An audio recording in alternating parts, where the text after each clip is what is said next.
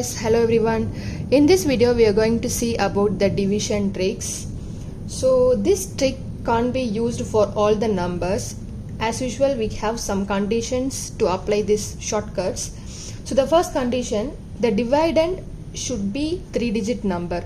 So we all know this is the dividend and this is the divisor. So the dividend must be the 3-digit number and must be the same series. I mean 777, 111, 999 should be the same series. And the second condition, the divisor must be 37 only. So in this criteria we can apply this trick. So for the first step, usually we do like 37, 777 and then like this we can do the division, right? So here we are going to apply the simple technique. So what is the dividend here? 777. You just add the dividend 7 plus 7 plus 7. So what is the answer?